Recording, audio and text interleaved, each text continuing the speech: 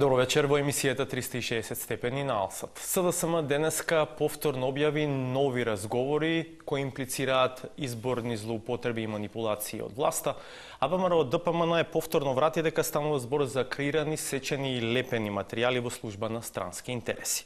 Во позадина на ова се одвиваат подготовките за прва средба на представници на ВМРО ДПМН и на СДСМ со странско посредништво, во прво време наверојатно со олеснувачи европарламентарци. Има ли подготвеност и услови граѓаните, но и елитата на власт да се соочат со вистината и одговорност? За ова вечерва ќе разговараме со универзитетските професори Мирјана Малеска и Ненад Новковски, кој е и поранешен министер за образование. Продолжуваме и со анализа на случајот со парцелите на Водно, за кој премиерот Груевски во презентираните разговори со министерот Јанакиевски зборува како за своји парцели. Овој пат го отвораме аспектот на одлуките на Уставниот суд за овој детален урбанистички план кој 3 пати е оспоруван. И вечерва имаме нова саботажа за вас. Останете на овој канал и проследете го и ова издание на 360 степени.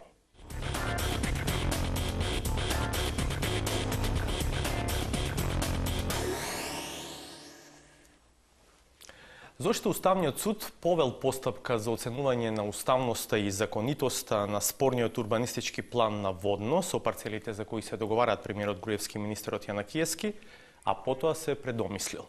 Дали временското совпаѓање на оваа одлука на Уставниот суд со победата на Жерновски и СДСМ во центар на локалните избори во 2013 година е случајно или отвора нов сомнеш во овој случај?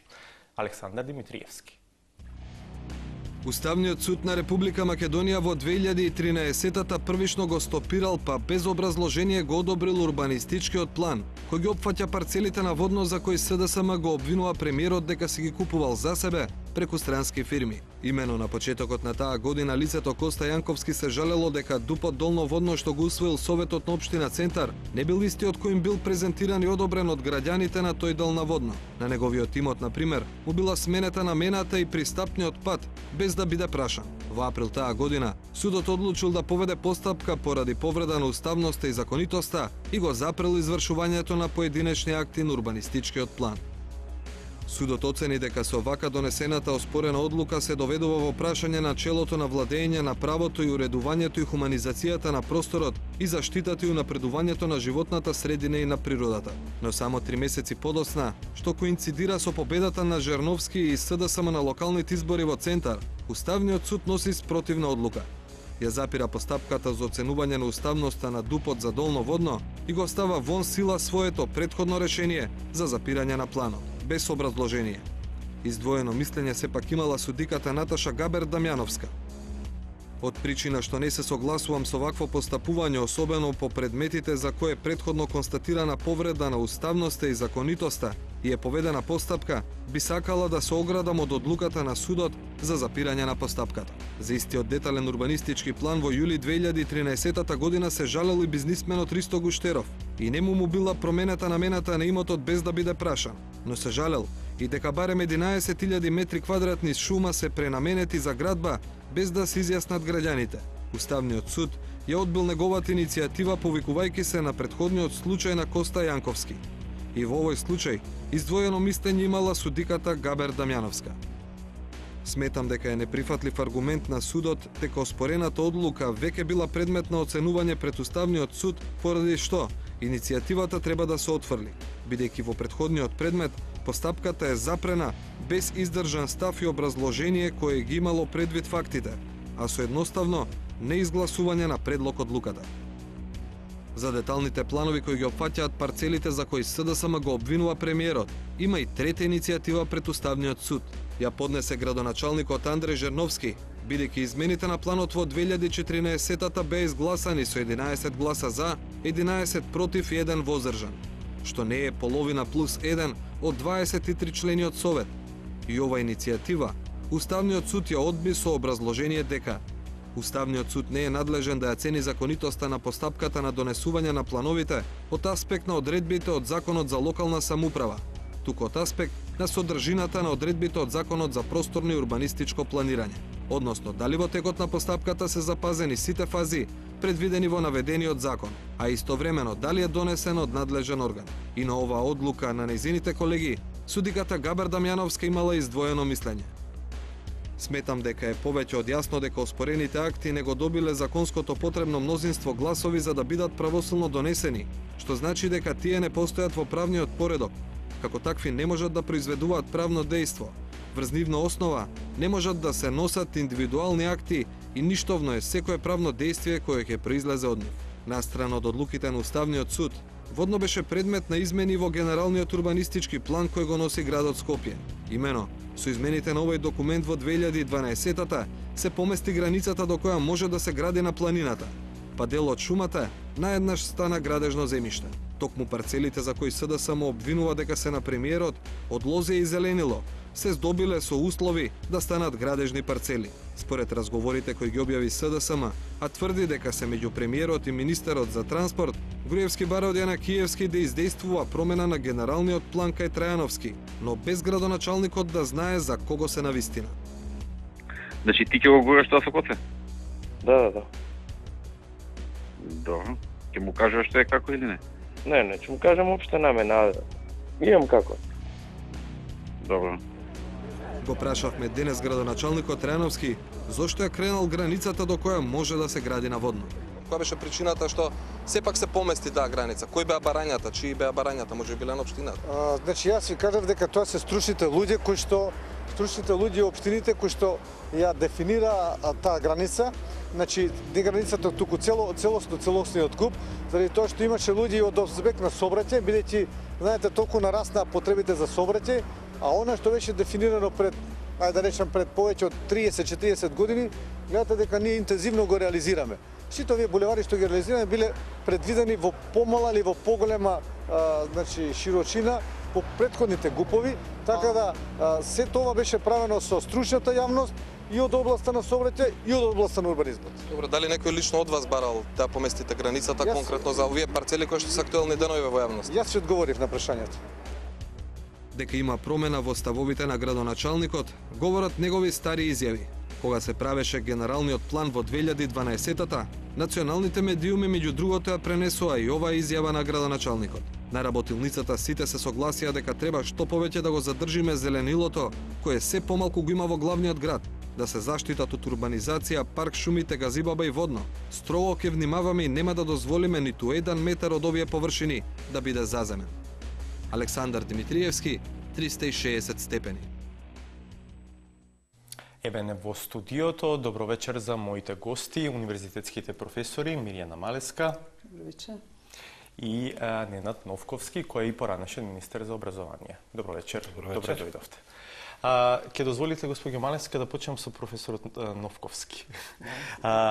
И тоа ќе цитирам еден дел од колумна на професорот Денко Малески, насловена "Македонија се сака во правда и во вистина". Вели, досега можевме да се правдаме дека не знаеме, дека не сме сигурни, дека се зборува, но сега кога со своји уши ја слушаме вистината за ужасното поведение на нашите политички представници, едноставно не е можно и натаму да живееме со лагата без да ја изгубиме нашата душа, нашето достоинство. Овие луѓе не само што мораат да заминат од политиката, туку никогаш во неа не би смееле да се вратат, зашто ако ова прашање за одговорност и оставки се умртви, граѓаните на Македонија ќе добијат страшна политичка вакцина, која целосно ќе ги направи имуни на вистината и правдата.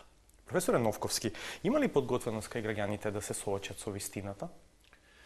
Овде станува збор за длабоки проблеми во институциите, како што видовме, и она што сега се случи, што дојде од страна на опозицијата, аналитичарите многу добро го познаваат. Со години, со децении имаме многу слични проблеми кои што сега ескалираат. Овој пример исто со Уставниот суд беше многу нагледен.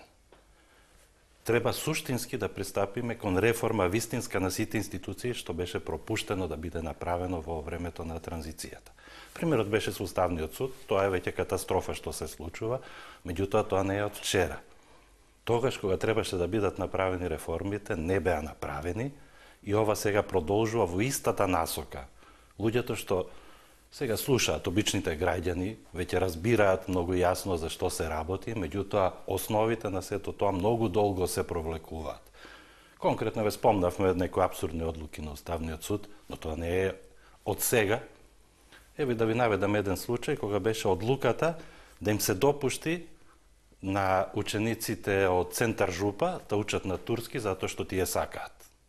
Затоа што Уставот пишува дека децата имаат право да учат на јазикот на својата националност.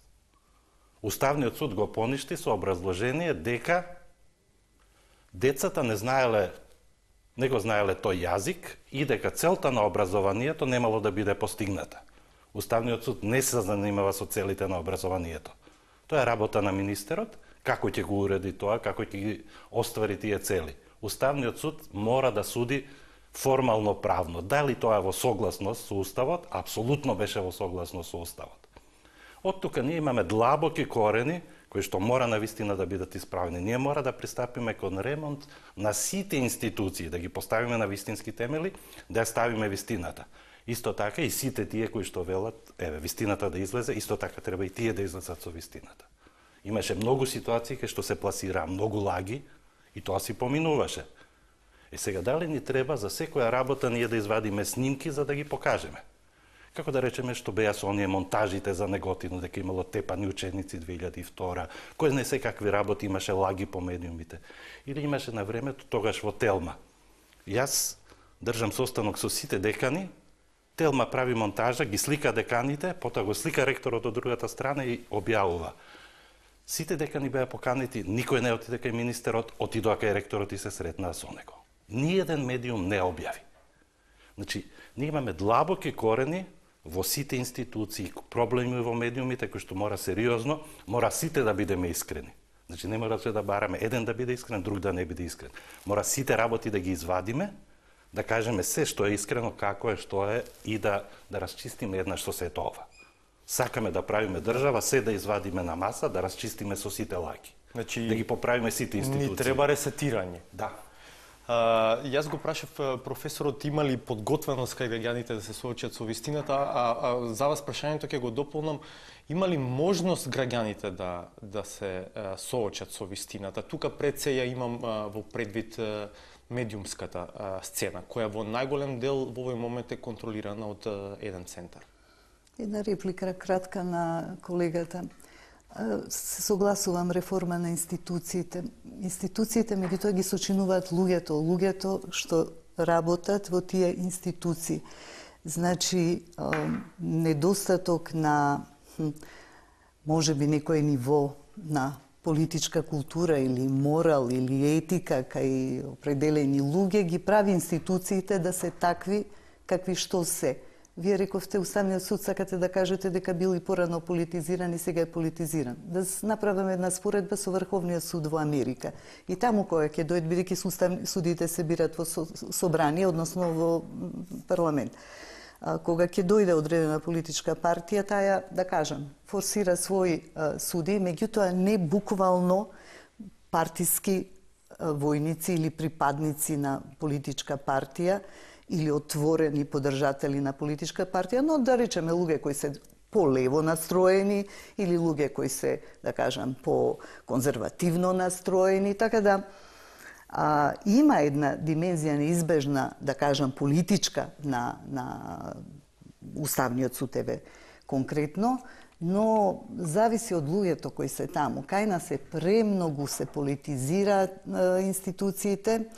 Кога една политичка партија ќе дојде на власт, избира само своји приврзеници на тие клучни функции. Иако е така во Америка, Врховниот суд и историски сега ја игра таа улога на еден од checks and balances во рамките на системот. Да, игра улога и нема место за споредба. Само сакав да кажам дека да, има една политичка димензија Уставното судство, но не буквално да застане и секогаш без оглед на фактите да брани една политичка партија или струја или друга политичка партија.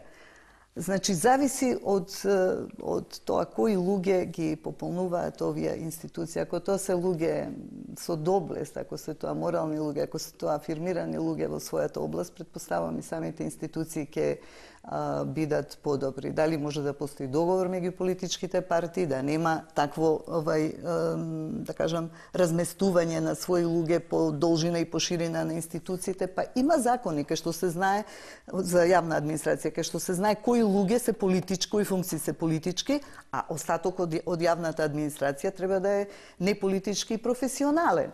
Меѓутоа, бидејќи сме такво општество каде што политиката буквално значи кога ќе дојдам на власт ќе земам се, и тоа на начини кој е надвор од устав и законите, како што тоа во овој, да кажам, конкретен случај, тогаш не можете да очекувате никакви, не знам какви реформи. Навистина тоа ми е малку што значи тоа реформа на институциите без оваа димензија на етика и морал во општеството. И сега за соочувањето со вистината ве прашав и за граѓаните и за елитите. Видите, јас имам, сигурна сум дека има граѓани кои се и честни и морални во ово општество. Јас лично имам пријатели кои знам што мислат за целата оваа работа. Информациите, оние што се пообразовани, што следат, секако стигнуваат информации, но знаете како ја чувствувам оваа ситуација, како заложничка криза. Ви влегол некој дома, ви уперил, да кажам, пиштол во глава и морате да постапувате така како што тој ви наредува. Со други зборови, дел од луѓето се плашат да зборуваат, се плашат да го кажат своето мислење, заради тоа што може да изгубат ова или она. Дел од луѓето знаат каква е ситуацијата, не се согласуваат, меѓутоа не се експонираат или не сакаат да се или не можат, или не знаат, или се занимаваат со други работи. Не може да се очекува од сите да реагираат со осуда нова, но она што се однесува на некоја културна елита, на некоја интелектуална елита, како што се професори на универзитет, да прашам каде се испаѓа дека само неколку луѓе се по телевизија одиме. Вчера го гледав професорот Новковски на една и вие мене ме гледавте денеска во оваа емисија. Каде се другите професори? Каде се академиците? Председателот на академија изјавува дека академијата немала да се стави во улога на судија. Па добро, ама како поединци, како луѓе можат да кажат што мислат за целата оваа злоупотреба на власта. Новинари, граѓански организации, граѓански активисти.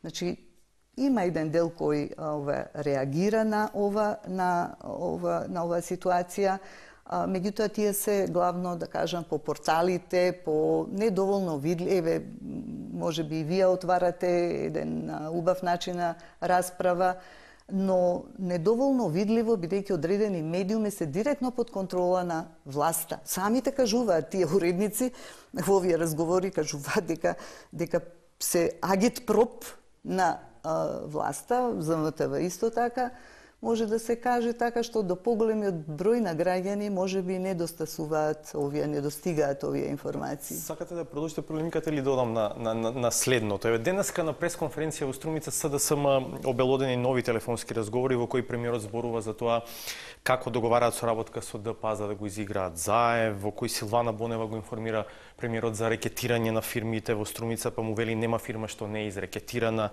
Се разговара за тоа министерот Јанакиевски го информира началникот на СВР Струмица дека има 300 нови лични карти за печатење и така натаму. Некако е очигледно дека станува збор за еден смислен и добро разработен систем на контрола и манипулирање на изборниот процес во кој се знаело пред изборниот ден кој што поминува мирно и без значајни инциденти. Може ли истите овие луѓе да ги организираат следните избори, професор Новковски? Бидејќи очигледно е дека од тоа што стигнува до сега како реакција од ВМРО од ДПМН, тие немаат намера ниту да се повлекуваат, ниту да поднесуваат оставки. Тоа апсолутно не може. А јас што укажав дека имаме и многу посериозна работа, има длабоко во системот сериозни проблеми. Значи, тоа е нешто кое што тие го наследиле и понатаму го развиваат. Ние имавме сериозни проблеми со изборите на неколку пати. Посебно беше карактеристично 1994 година, кога опозицијата ги бойкотираше изборите.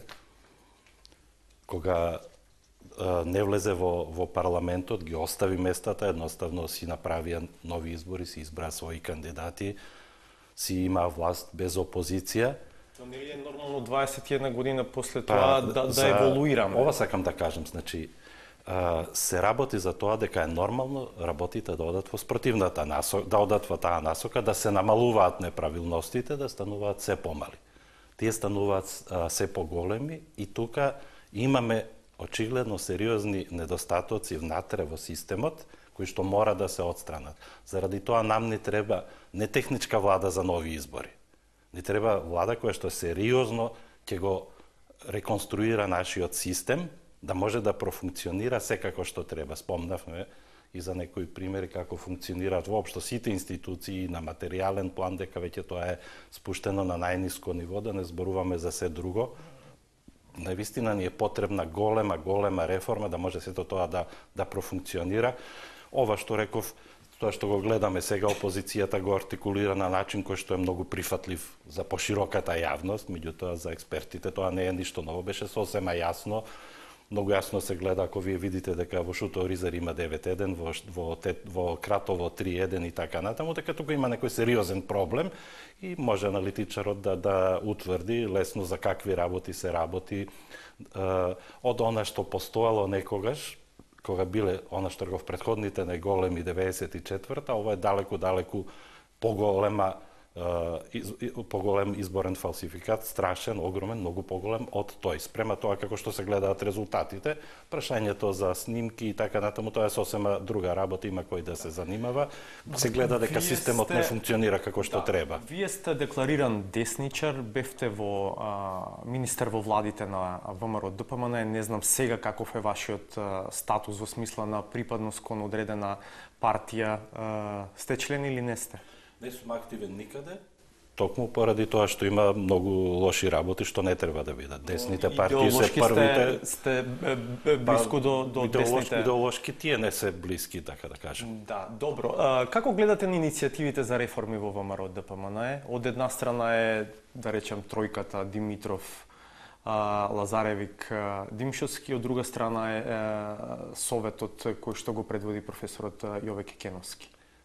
Сметам дека има направено големи застранувања, прашање дали воопшто има некаква можност да се исправат тие суштински грешки што се направени во основа во ориентацијата. Ова спомнавме, десна партија која што не го почитува владењето на правото, не може да биде десна партија. Од тука има сериозно длабоки проблеми во функционирањето, кои што навистина не се знае како ќе завршат. Значи, не сте убеден дека се можни реформи однатре во ВМРО ДПМН?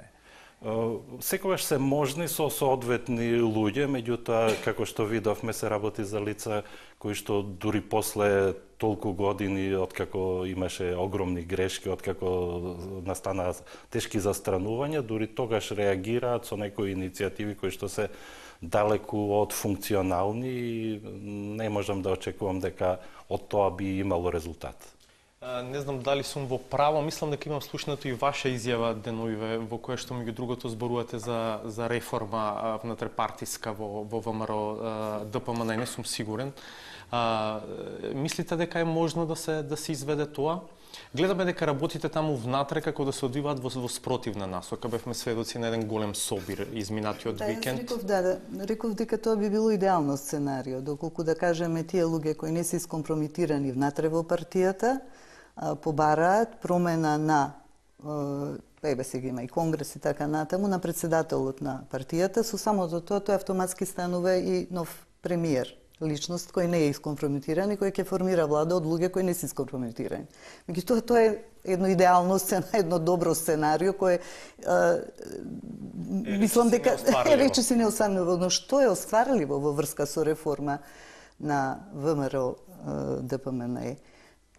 Тоа дека во моментот кога Никола Груевски ќе биде принуден да поднесе оставка заедно со неговата влада, тоа така ќе се рефлектира во партијата, што сега сум сигурна ќе тоа се случувало и порано, не е ова нешто ново прв пат и во врска со таа партија, него со сите партии, кога ќе изгуби власт, наеднаш се јавуваат фракции луѓе кои што бараат реформи и тога шансите за да се реформира партијата се далеку поголеми. Се како да се постигне ова, што што велам да се изнуди оставка од Никола Груевски, која тој заслужува да даде оставка како морален човек. Тој до сега требаше да даде оставка. Изгубија кредибилитет и министрите кои се околу него од се ова што слушавме, но јасно тие не даваат оставка. Какви личности се тие, тоа нема сега не е ни важно сега да во моментот на оваа емисија да го расправаме. Но сега по моје мислење што може да се случи како поверојатно.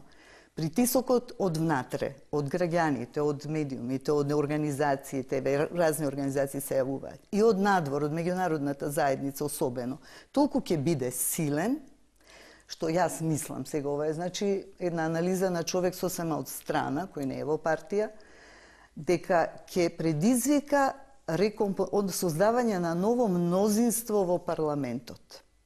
Мислите дека е можно тоа со оглед на сите тие информации што излегуваа за подпишани меници? Ново мнозинство, дали ја слушате изјавата на Павле Трајанов, со која тој се разликува и практично влага во конфронтација со премиерот. Лиле Поповска вчера во вашата емисија, други помали партнери, Дуи отвори денес, вчера исто го слушав на една емисија под председателот на партијата, со Шекеринска, и поставува прашање. Дали вие мислите дека сме ние дел од проблемот или дел од решението? Значи, они може да се видат себе и како дел од решението. Да, ако е притисокот... Ама ДПА може да биде резервниот џокер на Груевски, да речеме. Знаете како, јас така гледам на овие работи. Ова е преголем скандал. Ова е нешто што нити ние граѓаните не треба да го толерираме и не го толерираме, ве зборуваме тие што сме повикани, поканети, викаме дека не може правна држава вака да се урива. Да живееме во неправна држава каде не управуваат луѓе, а не правила, не закони. Значи, од внатре притисокот, а особено од надвор притисокот, меѓународната заедница има едно искуство со нас, балканските држави. А тоа е дека тие ќе изградат еден заеднички став и дека е тоа неопходно кон овие случувања во Македонија, унисоно да зборуваат. И кога сега претпоставувам се во градење на таков став, бидејќи тоа конгломератот, држави кои споделуваат исти вредности или слични вредности, кога тие ќе изградат еден став дека ова е недопуштиво, дека со оваа влада не може да се разговара, дека овие луѓе се неморални и правеле изборни измами, тој притисок ќе биде толку страшен што мислам ја дека ќе се рекомпонира и ќе се создаде ново мнозинство. И не гледам како надвор од парламентот ќе се решава кризата. И во таа насока се согласувам со колегата дека тоа ќе биде политичка влада составена од некомпромитирани луѓе кои што ќе имаат мнозинство во парламентот. Мора да се поминуваат некои одлуки да поминат низ собранието. Еве, тоа е моето мислење. А тогаш кога... Да, ќе зборуваме малку по-конкретно за можната улога на меѓународната заедница, бидејќи денови се случуваат некакви конкретни работи на тој план, но прво ќе одиме на реклами, па ќе се вратиме со дебатата. Останете со Алсат и 360 степени.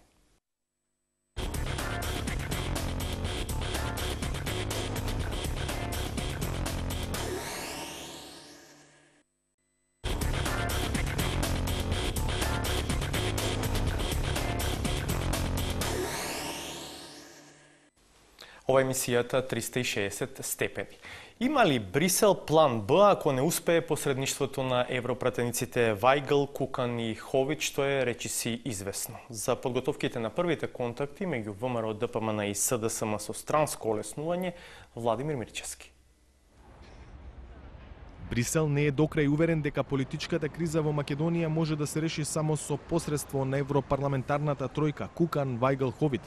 Зато Унијата, паралелно со најавената мисија нова Страсбуршка тројка, која беше иницирана во последните неколку дена, во резерва држи и план Б, вклучување на така наречени дипломатски тешкаши од типот на шефицата на европската дипломатија Федерика Могерини или еврокомесарот за проширување Јоханес Хан. Тоа директно му било пренесено на вице-премиерот за евроинтеграција Фатмир Бесими на денешната средба со вториот во хиерархијата по Могерини, Ален Лероа, дипломат со огромно искуство во постконфликтна Македонија. Најважно е да почне диалогот со поддршка на групата европратеници, а секако се размислува и начинот ако има потреба за тоа како да помогне Европската комисија, односно дали преку вклучување на еврокомесарот за проширување заедно со сервисот за надворешни работи на Европската унија.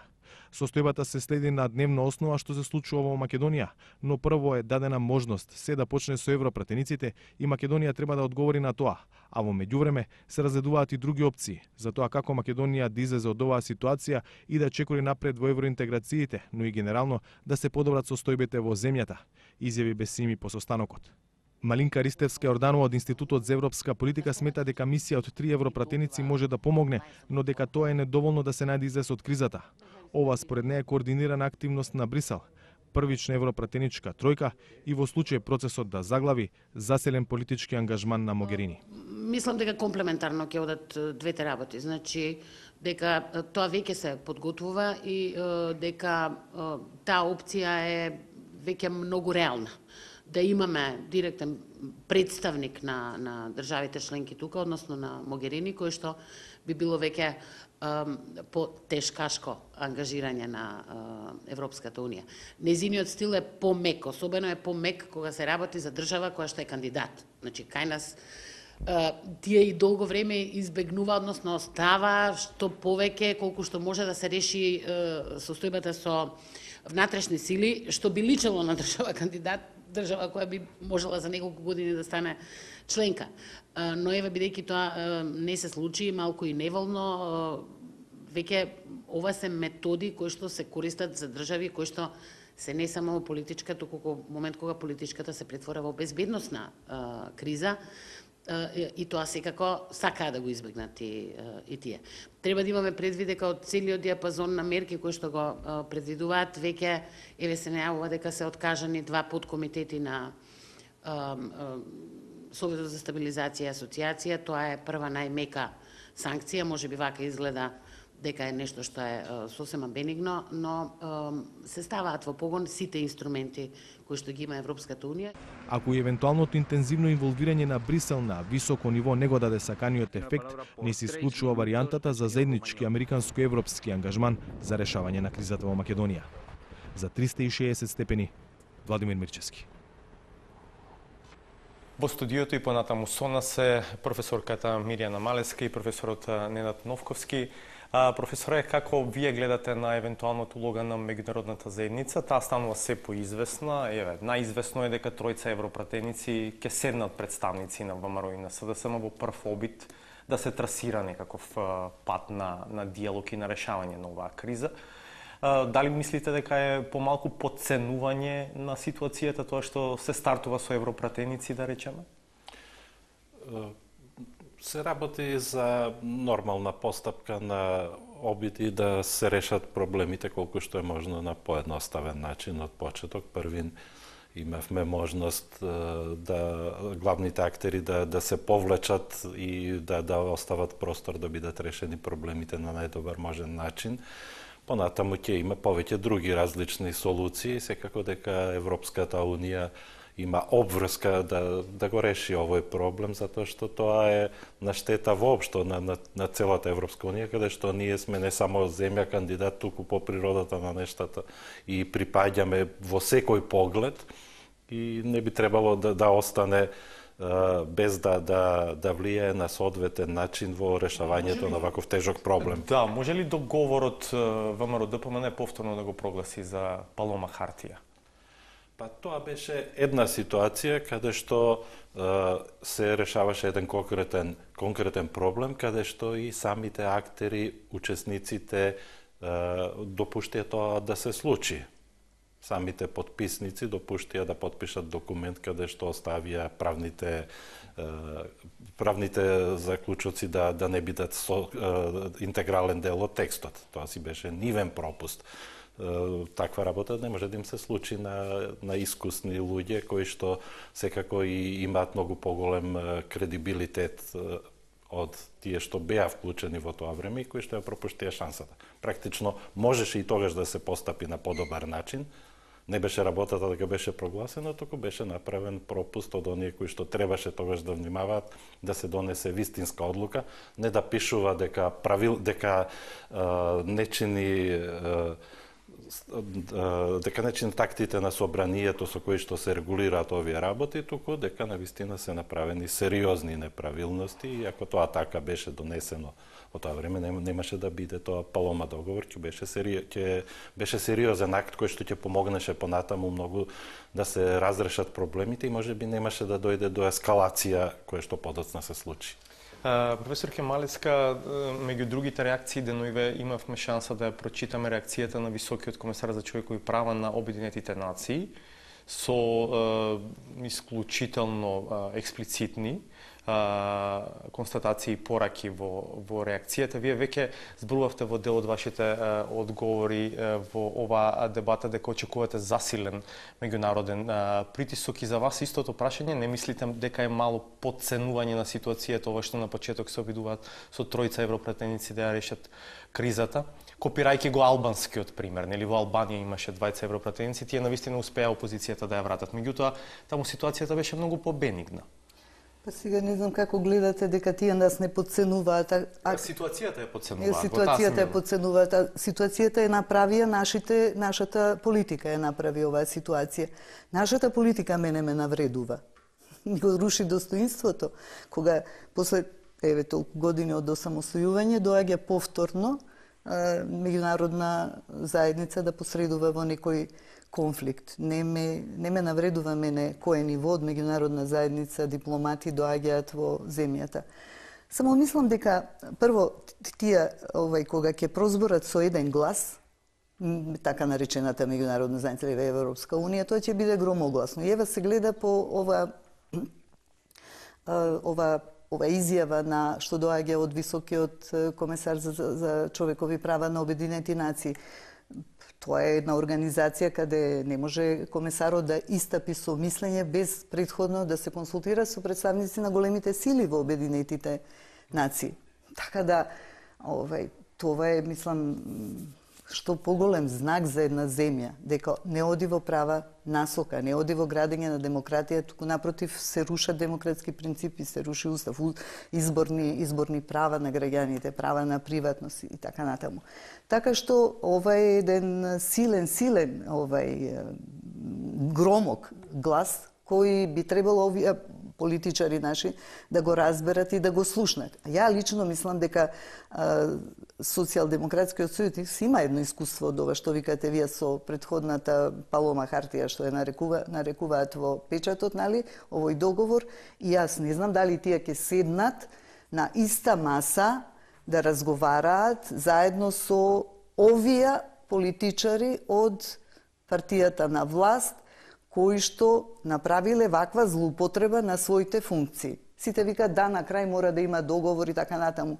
Да, со меѓу партиите можеби, но луѓето, со кои представници на политичките опции и партии ќе се разговарат, ова е, мислам, уште можеби е рано да се каже. И само кратко пред крај сме на оваа наша дебата.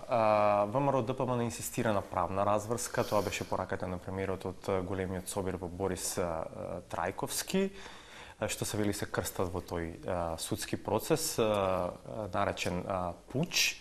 Дали можете на среден рок да ги прогнозирате настаните на политичката сцена, што ќе се случува? Она што понатаму мора да се случи е да се направи навистина некое решение од типот на преодна влада што ќе ги канализира сите работи, сите други обиди ќе пропаднат, затоа што има доволно сериозни актери кои што ќе влијаат на соодветен начин. Она што беше спомнато дека треба да има правна разврска, значи не се работи за тоа, не треба да има правна разврска, туку треба да има владење на правото. Имавме и едно време изјава во таа смисла деноиве, да, ви слушнав што значи владење на правото. Владење на правото, а не формално правна одлука која што нема да биде заснована на вистинско владење на правото, на функционирање на институциите. Ако институциите не функционираат, тоа не е правна држава, иако некој може да се повика на правни формулации. Дури ние имавме една ужасна формулација, чудно е како воопшто некој правник, кој што е и во такви високи институции, може тоа да го напише. Таму имаше обвинение дека, речеме, лицето НН се обвинува соработувало со служби на странски држави. Тоа е чисто препишан дел од општата формулација од законот. Не може во конкретен акт да стои општа формулација. Треба да пишува со државата АА. Значи, имаме сериозен проблем со нашите институции, мора да се направи некој сериозен рез, драстичен, да може да функционира. Ние не можеме да веруваме дека таков суд што не знае да напише едно обвинение, дека тој може да ја спроведе постапката како што треба до крај. Не сте многу различни во тоа каде го гледате излезот и чекорите, како да се стигне до таму. Мислите дека мазно се ќе оди до решавање на оваа криза? Не мазно. Не знам се што мислите. Мислам ја лично дека оние што го радикализирање на ситуацијата, да. Мислам дека прво ова власт која ги злоупотребили луѓето од власта своите функции, дека мора да понесат политичка одговорност. После ќе се види дали имаат и кривична одговорност и друг вид на одговорност кога ќе се обезбеди независно на обвинителство. Значи обвинителство кое нема да биде овие обвинители кои се сега и кои соработувале така тесно и биле под влијание на власта. Значи, прво треба одговорност за да научиме некоја лекција ние граѓаните и сите останати политичарите особено, дека не може ова да го повторуваат во иднина. Еве тоа би било реформа, да кажеме, нали?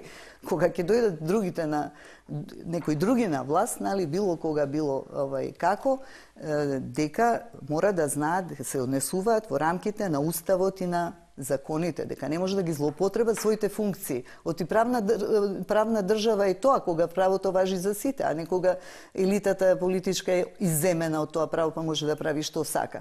Така да мислам дека прашањето на одговорност е прво прашање кое се поставува во како излез, како начин на излез од оваа криза. А инаку, од практична гледна точка или од институционална гледна точка, кажав пред малце како мене ми изгледа дека е можен излезот од кризата под силен притисок, промена на мнозинството во собранието, компонирање на ново мнозинство, влада која ќе почне со подготовки, така да кажам, за овие промени на јавен обвинител и други работи. Убедена сум дека во меѓувреме ќе настанат и поинакви промени внатре во партијата на ВМРО ДПМН и дека евентуално и тие може да влезат во една поширока влада, али луѓе кои не се компрометирани. Но тоа е едно можно сценарио, дали така ќе се одвива, навистина не можам да знам со сигурност. Добро, ви благодарам што бевте мои гости. Благодарам. Наред е нашиот редовен коментар на крајот на оваа емисија.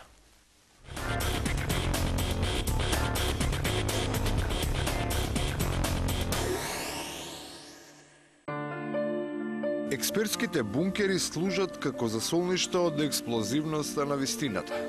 За разлика од оние реалните на Хоџа, се градат медиумски фортификации, ама толку кревки, што самите распокуваат од извлечените антологиски аналогии. Членовите на ВМРО ДПМН, како што реков, ја поддржуваат владината политика. Со самото тоа доаѓаме до еден аналоган заклучок дека и граѓаните во голем дел ја поддржуваат политиката на владата. Овој неблагоразумен паралелизам, оваа асиметрична асиметрија е израз на оптичката илузија која се обидуваат да ја креираат, не гледајќи дека до толку почнаат да симулираат што цврстината на ставовите не им трае ниту колку должината на еден телевизиски прилог. Премиерот мислам дека премногу внимание посвети на ЗАЕФ и на СДСМ без потреба. Премиерот па и владеачката партија, односно коалиција, сепак треба да размисла сериозно за овие случувања, и да направат некоја реконструкција.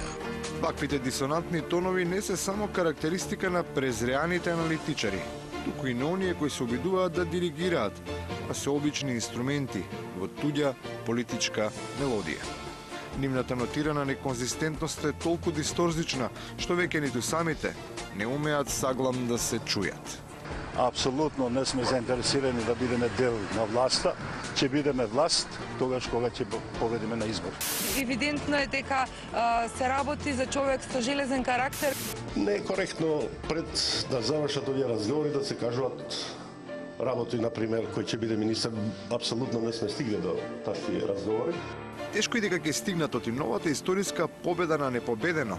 Нема да се случи бидејќи вистинските лидери немаат време да се занимаваат со малите рингли, кога е вклучена политичката арена. Груевски посакува народ, посакува граѓани, значи целото негово владење, сите овие 8,5-9 години покажува дека тој сака да комуницира со маса народ. Тој не игра со поединци. И навистина, тој изгледа добро функционира во група, ама само кога заедништвото е толку силно што секој член на групата, давајќи завет за молчење, има можност да направи поединечен избор.